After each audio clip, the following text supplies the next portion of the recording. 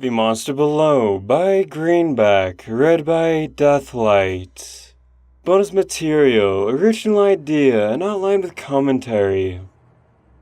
And when I was originally brainstorming The Monster Below, I had a very vague idea of the story, namely, an earth pony willing to do anything to become an alicorn. I knew that would be a dark tale, but still have a bittersweet ending. The very first outline I wrote, which I have since lost, went something like this. Eventually, 500 years later, Princess Celestia finally breaks through and manages to bring Silverspeak back. When he emerges into the surface world, it is now a futuristic society, complete with a heavy sci-fi feel.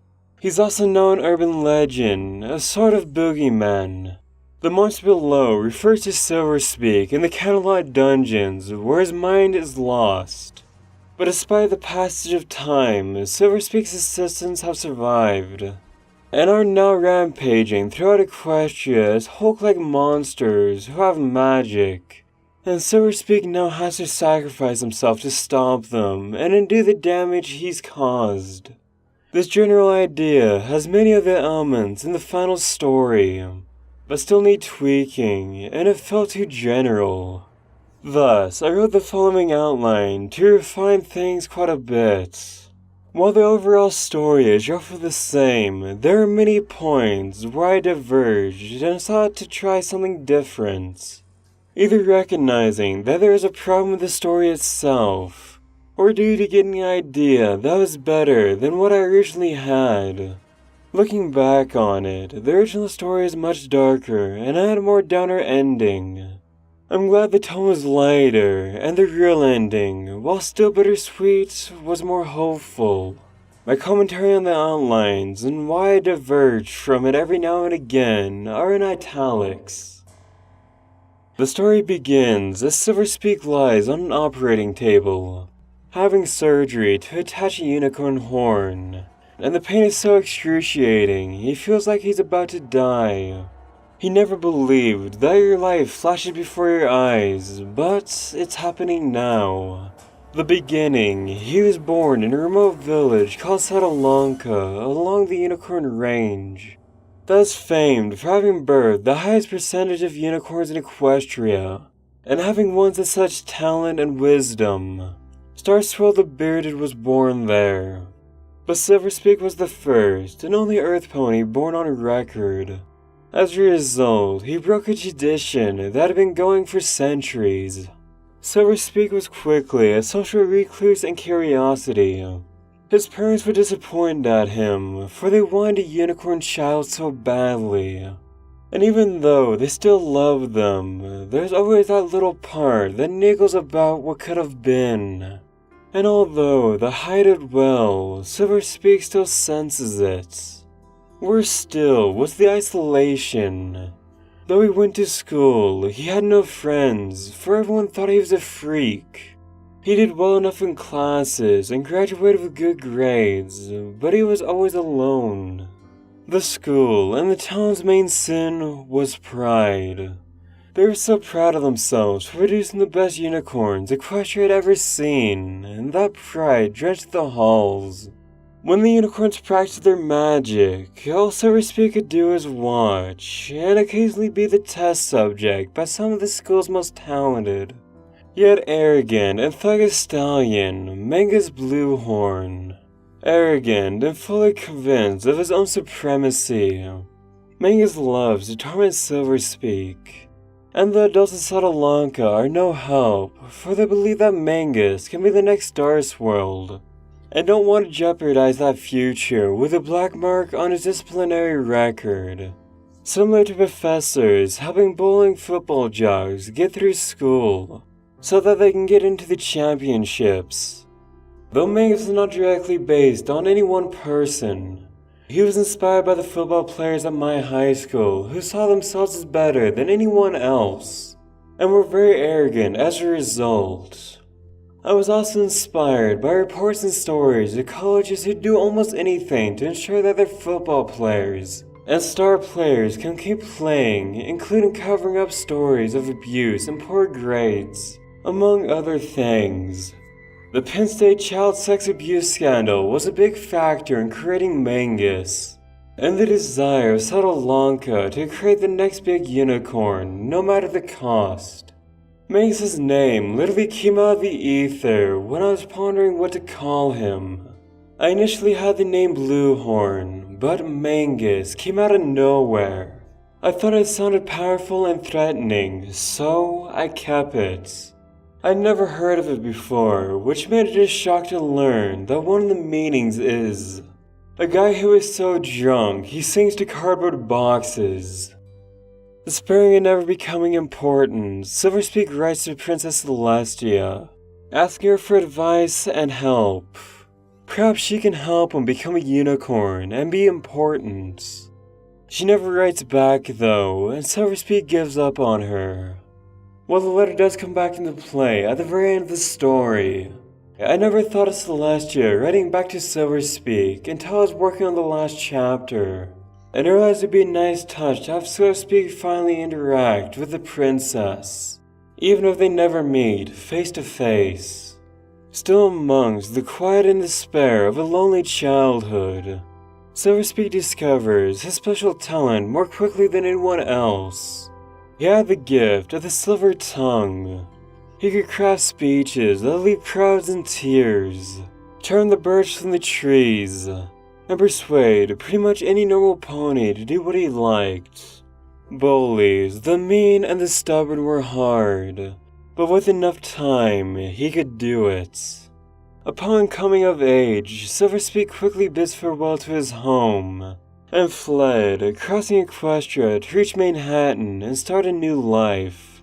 Using his skills as a speaker, he wrote speeches for politicians, election campaigns, and anyone who'd be willing to pay for his services. But despite earning a steady, if somewhat meager income, he wasn't happy.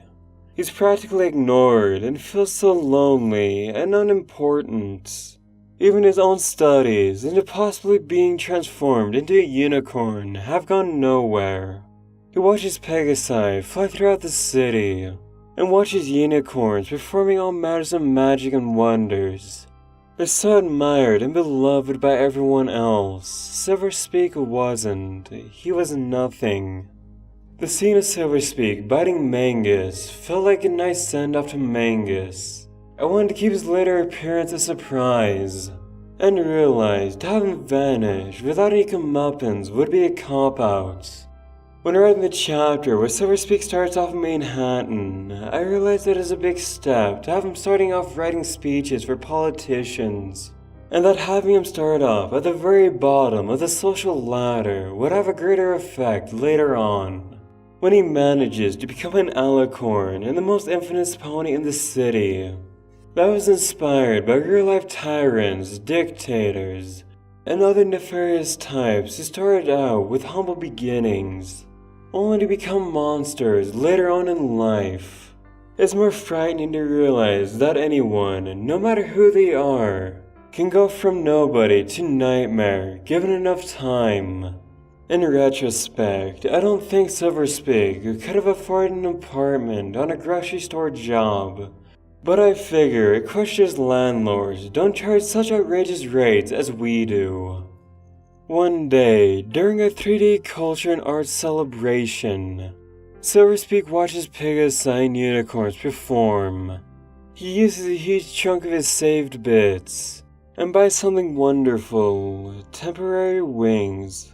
With an experienced guide, Soren of the Wonderbolts, who mentions Captain Rainbow Dash. He takes his first ever flight. It's beautiful and breathtaking, but it's temporary. And when his hoofs touch the ground once more, he makes his choice. Unicorn horns may be beyond his reach, but wings aren't. This scene was moved to much later because I realized that Silverspeak would initially go for the whole package of both wings and a horn. That way, when he loses hope, it's more effective when his hope is rekindled after his flight. One of my biggest desires in writing The Monster Below was making a standalone story that didn't depend on constant appearances by the main characters, but neither did I want them to be completely absent as well. Thus, I wanted to sprinkle background and mid-level characters throughout, and thought that Soren would be a good choice for this scene. If Rainbow Dash had been used, Silverspeak might have fallen into the trap of trying to outdo her, and being in awe of her presence and becoming a fanboy, or treating her as an equal, which he obviously isn't. While I did plan out the main 6 show up briefly at the climax, I did want to drop references to them every now and again. Having Rainbow Dash being mentioned as Captain of the Wonderbolts works to suggest that quite some time has passed in Equestria since the events of the show, and that the characters have grown and changed, even if we don't see them. For anyone who's wondering, I imagine that The Monster Below takes place about 50 years after the events of the show, with Twilight and the others now in mid-age. For a long time, however, Silverspeak wasn't sure how to get his wings. Using what little money he has, he travels to Camelot to explore the Royal Library archives. He hopes to meet the princesses, but they're out on official duties. Dejected, he spends 3 days searching through the archives. But all he finds is that while there's some different aspects of pony magic that can be bestowed temporarily, no permanent transformations can be made, except for the bearers of the Elements of Harmony, which has happened in the past, when great threats faced Equestria. Silverspeak tries to get into the restricted section, but is not allowed as the information inside is sensitive and highly powerful, and he needs clearance to get in, which would take too long. Dejected, he heads back to Camelot and tries to figure out what to do next. I changed this so that Silverspeak strictly stays in the Manhattan Library, as having him constantly coming and going didn't feel right. And I wanted most of the story to take place in one location. It would have been nice for him to be in Camelot where the princesses were there, but it was more effective to make the switch. A streak of luck, on his next commission, Silverspeak was to write a grand proposal for a scientist, Beatbreaker, who was known for her fridge theories. She just can't get any work anymore. But thanks to Silverspeak's proposal, she gets a grant and joins a research group. She can't afford much money, but says if Silverspeak ever needs a favor, he just needs to ask. Beatbreaker was originally older than Silverspeak and already established in the Manhattan scientific community. That's a crazy gal who nobody takes seriously. I changed her to be the same age as Silverspeak, and to have her just be a graduate student who's in the same position as Silverspeak, trying to make a name for herself. That way, both she and Silverspeak could grow together and share many of the same disappointments and triumphs in life. Had Beatbreaker already been an established scientist, having a romance blossom between them would not work nearly as well. Glass Eye was not the original story and was added when I realized that Beatbreaker would have needed some evidence pointing that her ideas on limb growth and her placement could be done. Thus, I realized she would still need to have worked on her ideas while still in school, and that she'd need a professor-type character who had helped her out. I briefly toyed with the idea of Glass Eye becoming a rival to both Silverspeak and Beatbreaker, but that would have cluttered the timeline. When he was allowed to leave without further evidence, he had no real place in the story. Silverspeak realizes what this means and decides to play into things. He stays on as Beatbreaker's writer, doing more and more presentations for Beatbreaker, who gains more prominence and becomes a scientist/surgeon, and promising Silverspeak more favors. Silverspeak bides his time because he wants to save up for the biggest thing of all, his dream to be someone, to be accepted and admired. Silverspeak's dream has changed throughout the story before settling on wanting to be greater than who he is, as that was both more noble than just being famous. It makes him more sympathetic rather than just someone who wants to be admired. The majority of Metacomp scenes, such as Greenhorn's transplants, the press conference, and the public relation, were written on the fly, as I had no idea how to get to the next story point besides SilverSpeak writes stuff and Beatbreaker works. This part of the finished story is a good example of writing by the seat of your pants, seeing what works and discarding the rest. The summer festival was also not in the original story, but was added to provide a place to move the Soren test flights, and also give an opportunity for SilverSpeak's parents to meet Beatbreaker, and begin the minor side story of them trying to play Cupid and get the two together. The magic of the rainbow was not on the outline, but was created entirely on the spur of the moment, as I realized a chance not to only do something for April Fool's Day, but also act silly with the main cast of the show. While the reaction to the chapter was unexpected, having Pinkie Pie screaming, "Choo choo, mother buckers!" is one of my favorite lines from the entire story. The chapter also acted as the foundation for My Little Sharknado, as I was wanting to try being silly for an entire story. Soon, Beatbreaker becomes highly recognized in surgery, and especially in creating and attaching / reattaching severed limbs and prosthetics, along with nerve growth chemicals and gels. She even manages to create a completely self-sufficient, automated surgical unit. And one evening at dinner, SilverSpeak makes his request. He wants Pegasus wings. Beatbreaker is stunned. As accepted in Equestria society, you need to be the best you are. She explains that, but SilverSpeak is persistent. He wants to be more than just a speechwriter. He wants to fly. He also wants to cast magic, but stays quiet, knowing that he has to take things one at a time.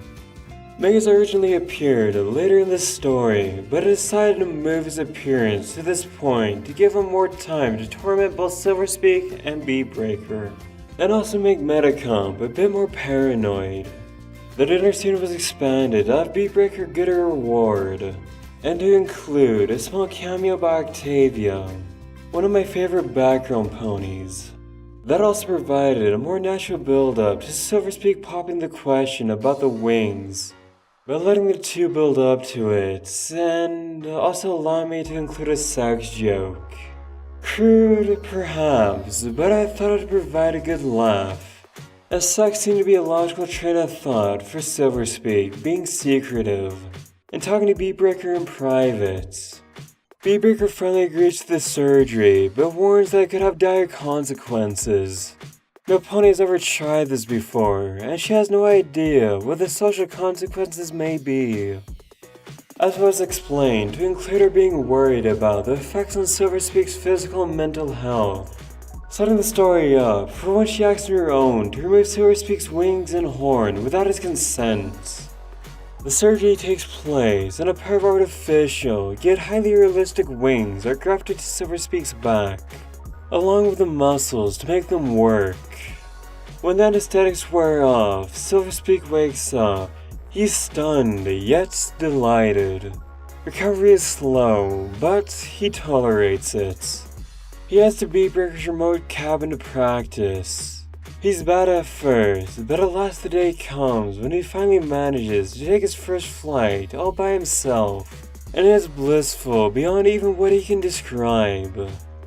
I realized that doing test flights over solid ground would probably be a bad idea, as falling would cripple if not outright kill SilverSpeak, and to do it over water would be a better idea. Yes, hitting water at breakneck speeds would probably do the same, but that's where the unicorns and their magical cushions come in. Furthermore, I found the mental image of SilverSpeak practicing over calm, open sea with enormous clouds far more interesting than, say, a forest setting. The idea of SilverSpeak using high altitude lack of air to knock Megas out was not in the original story, but popped into my mind while writing him flying about. I wanted to show the dangers of flying that weren't touched upon in the show.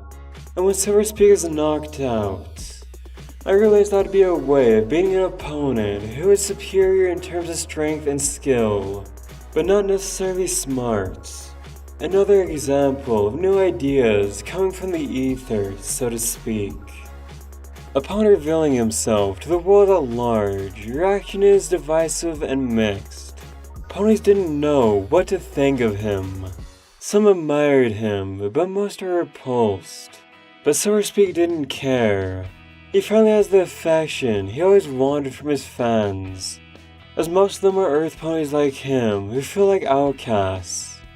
I had very little idea where to go in the story based on this passage. I knew I had to show Silver Speak showing off and meeting those both who admired and despised him, but I had no idea how.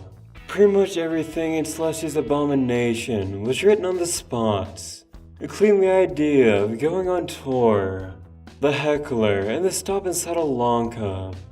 Likewise, I entirely had no idea what the objections of having wings would be, as they initially sounded like a win-win scenario. I had to think for a while before becoming inspired by the current day conservative and liberal groups in religion and politics, and that they both feel threatened by changes in their way of life, and will find a reason to try and stop it, no matter how far-fetched it can seem. I tried to show that all the conservative, moderate, and liberal points of view had valid points and counterpoints so as to avoid a black and white situation. But in retrospect, I could have probably done a bit better at doing so. Silver Speak is paid a visit by Mingus Bluehorn, who, having been kicked out of Candlelight University of Magic, being a bully pretty much, has become the highest-ranked investigator in Manhattan, and warns Silver Speak that he's treading on a thin line, and implies that if he has to be taken down, Mingus will take delight in doing so, and hints that attempts to try to make himself too big, Mingus can pull strings and bring him down. As noted before, Mingus' appearance is moved much further back in the story, because having him reappear near the end of Act 2 felt like he was coming in too late to do much besides set up as being the main bad guy, and Silver Speak's necrosis. Having him appear much earlier gave Mingus more time to set up as such, and also making him Silver Speak's chief guard set up an interesting situation where he always had to be near Silver Speak, regardless for their feelings for each other. Silver Speak ignores him as the attention increases. He turns his focus to his dreams of becoming an alicorn. If he can get wings, why not a horn? There are artificial horns available, but they only work by channeling the magic within unicorns. He needs better. He heads out to a forgotten civilization and breaks into the crypts. Sure enough, he finds a horn of an alicorn, and it's full of magic. He takes several other horns too, delighted, with a new idea forming. The idea of Silver Speak breaking into an ancient crypt is directly inspired by this picture. Initially, I had a few ideas for the sequence, but imagined that it'd be very short and easy. The difficulty would be finding the crypt. But once Silver Speak accomplished that, it would be easy to just go inside and take the horn. However, that was too boring, so I figured Silver Speak should encounter some opposition, and that the crypt should be far harder to get.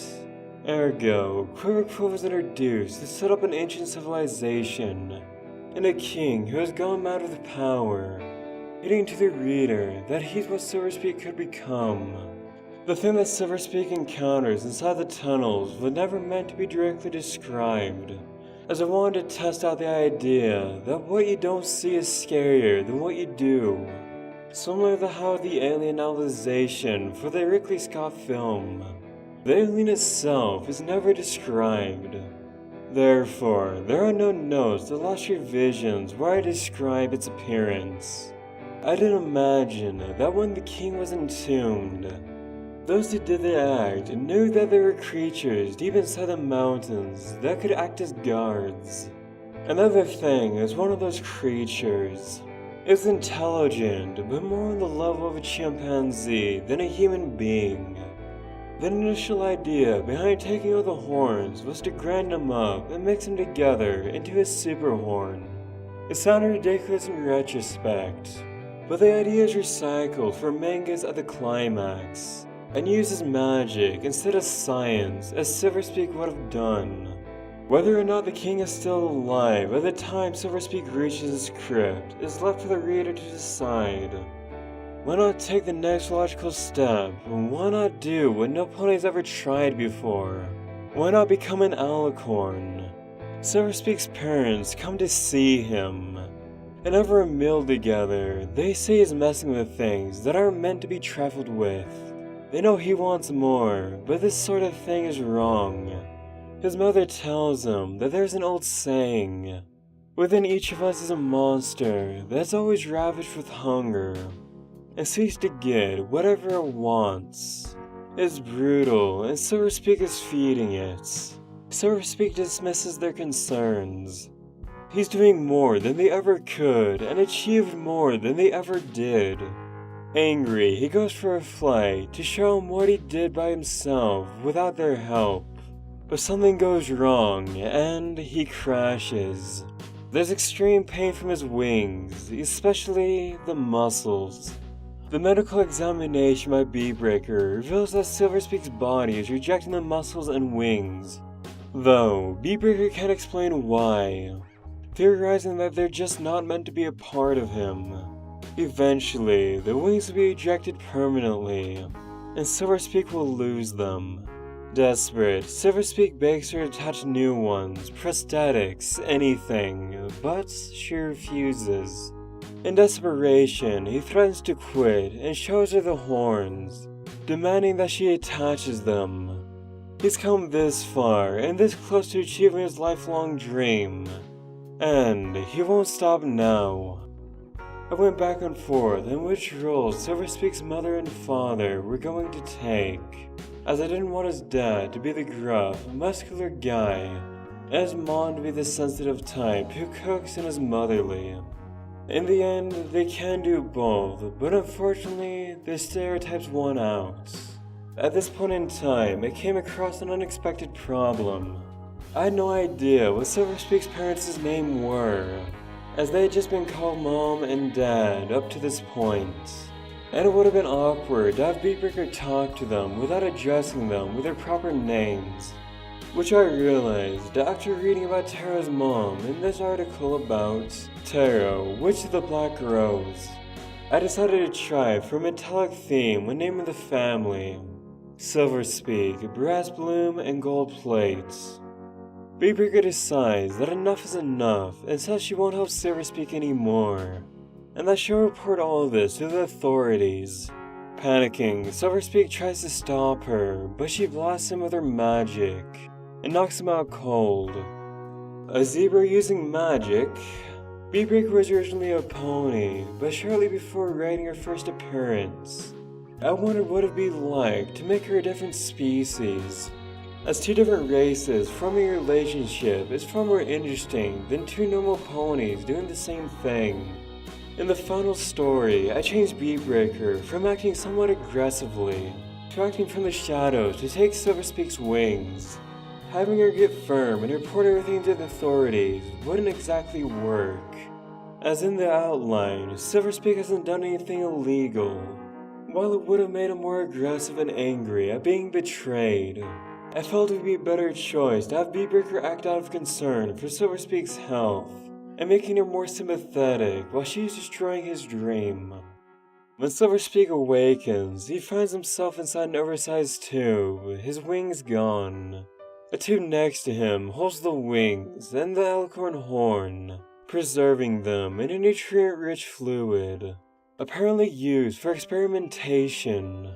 Furious and realizing that his only chance to achieve his dream, Silverspeak manages to break out of his tube and take the wings and horn, along with the others. Beatbreaker finds him, but SilverSpeak manages to momentarily knock her out and runs into the lab, locking the doors behind him as he goes, even as he hears Beatbreaker activating the lab's emergency lockdown feature, which will summon the police and Mangus. This is the first of the biggest changes made to the story from the outline. When writing this, I wanted to have a bigger build-up to SilverSpeak seemingly to reach the point of no return, and have a bigger push to reach that moment. In the firm of Metacomp turning against him, his own parents turning against him, and the public doing likewise. Otherwise, having him get the horn and wings immediately felt like the story was moving too fast. It also gave me the chance to show SilverSpeak's darker side, a more manipulative side, when he goes to the Metacomp Tower and takes the wings and horn while using his gift for nefarious means. Furthermore, I realized that SilverSpeak actually knocking out Beatbreaker, while plausible, was going too far. It would be the event that Beatbreaker would not forgive him for, no matter what he did afterwards. Reaching the lab, SilverSpeak runs into the automated surgical units and proceeds to undergo surgery, even though there's no anesthetics. This is the scene for the opening of the story and his means to survive. Chemicals and drugs pumping through him, including nerve growth, so to accommodate the wings and horn. Changing his body, enlarging it so he had the full body of an alicorn. At long last, he achieves his dream. He has magic, and now he can fly. All is good. Beatbreaker breaks in and tries to inject SilverSpeak with a sedative to remove his attachments. But SilverSpeak attacks, stopping her with his first blast of magic. Beatbreaker pleads with him, saying that this is too dangerous, and that is only going to make things worse, as there is no pony that is meant to handle such changes like this. The police break in, including Mangus. Not only were they triggered by the alarm, but Beatbreaker warned them about what happened, having realized that SilverSpeak is now a danger to himself. A brief battle breaks out. SilverSpeak isn't interested in fighting. He doesn't want to fight at all, even with Mangus. He just wants to get away. To that end, he blows a hole open, steals the surgical machine, and flees into the Manhattan sewers. He'll protect the machine, along with all the data imprinted on it. He'll continue to tweak and perfect himself. He'll become the perfect being, greater than any pony before him. Again, having SilverSpeak attack Beatbreaker felt like he was crossing a line that I didn't want him to go over, so that idea was dropped. Things turn sour, however. Mangus puts out a bulletin saying SilverSpeak is dangerous and a huge threat to public safety, planting false photos and incriminating evidence of him killing homeless unicorns and taking their horns. Furious, SilverSpeak heads out to denounce him. But everywhere he goes, he's attacked or pursued by the authorities. He's now feared. His dreams have become a nightmare. Much like Celestia's abomination.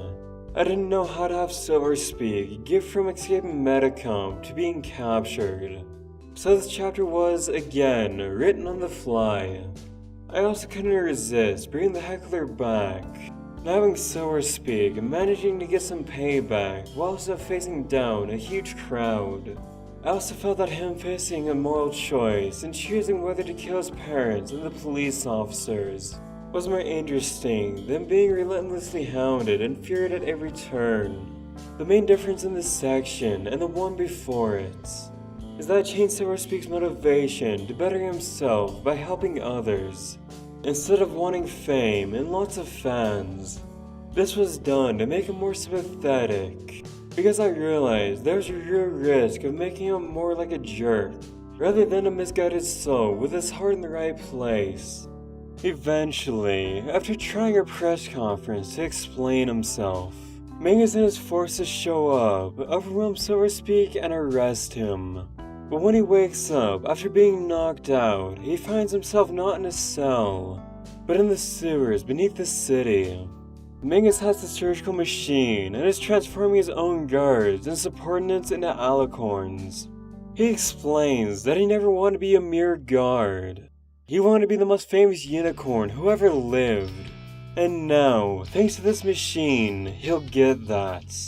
He'll absorb all the power he can, and then go overthrow the royal sisters and become the new leader of Equestria. Silverspeak tries to defeat him, but is quickly defeated. Mangus changes and, overcome with excitement and joy, he uses his own magic to drain Silverspeak and takes off, but not before destroying the machine, so as to ensure no one else can use it. The series were taken out of the story because that didn't seem like an interesting place to have a big fight. Rather than take place in Metacomp Tower during a rainstorm seemed like a better choice. Mangus' sadistic choice for Silverspeak was a spur-of-a-moment thing, as it didn't fright to have him take the horns and then dash off without tormenting Silverspeak once more.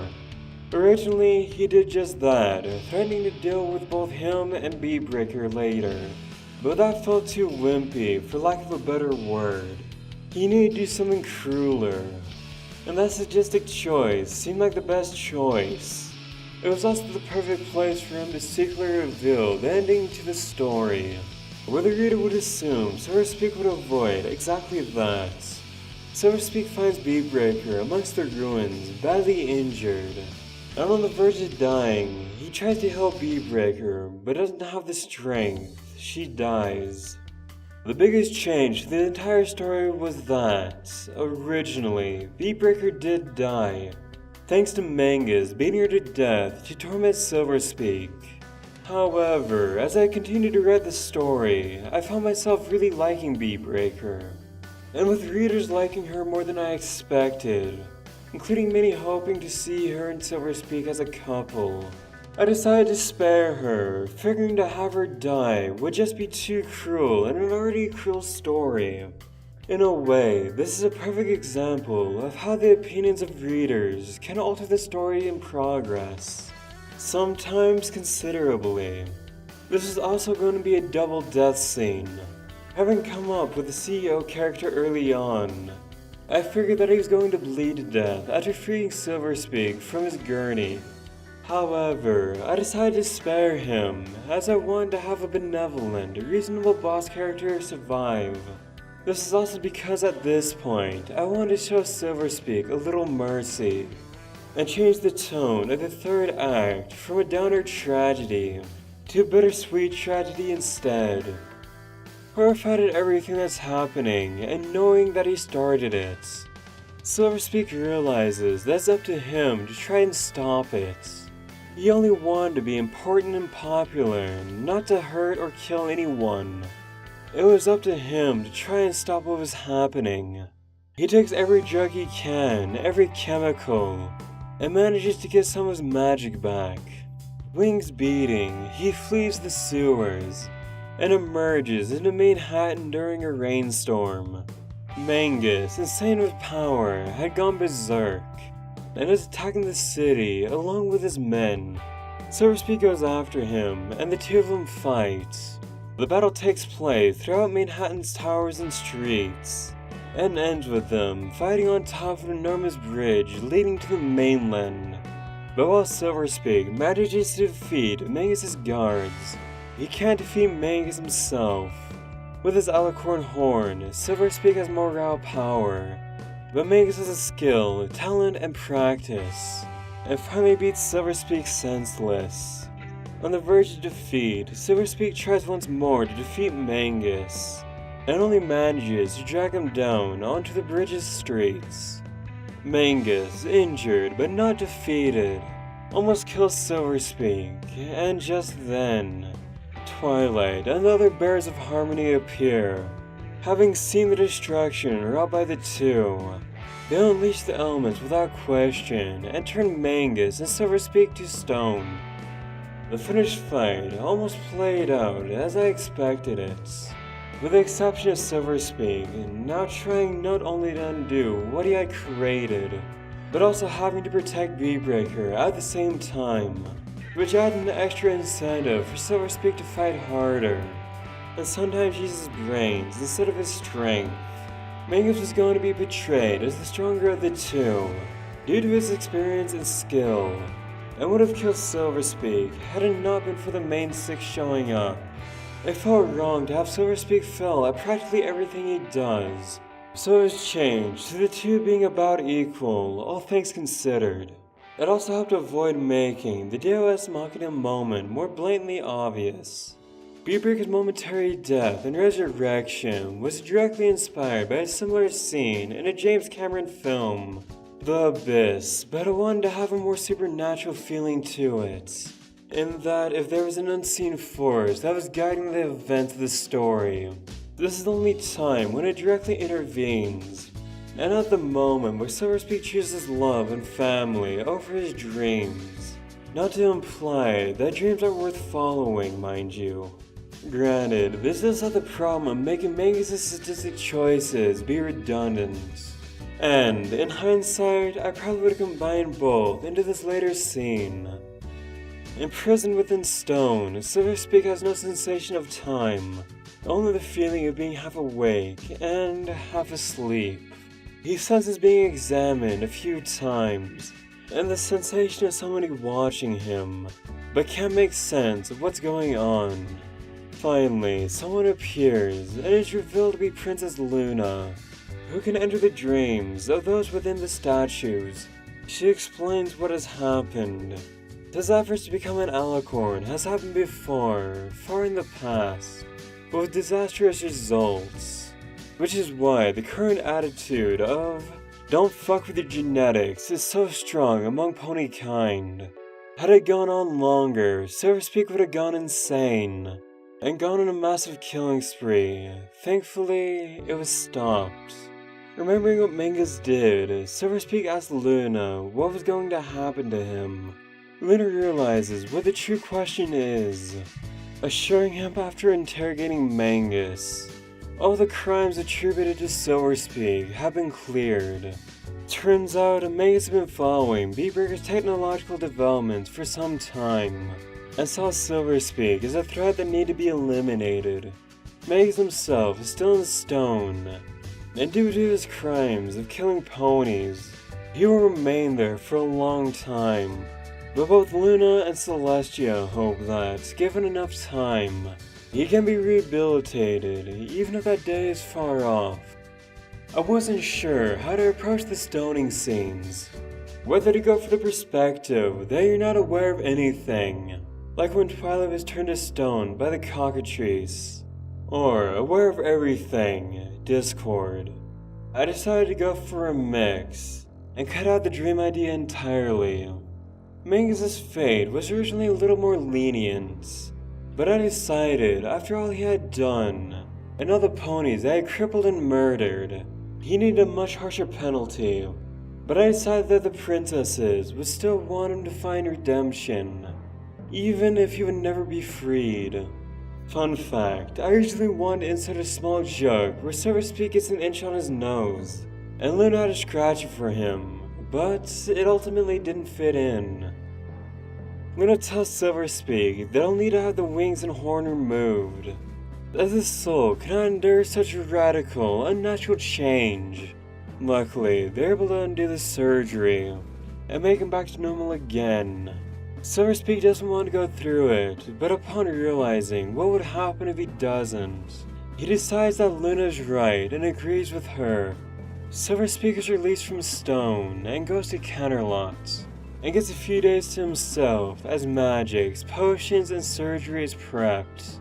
He doesn't get to see the princesses, however, as they're busy with diplomatic matters.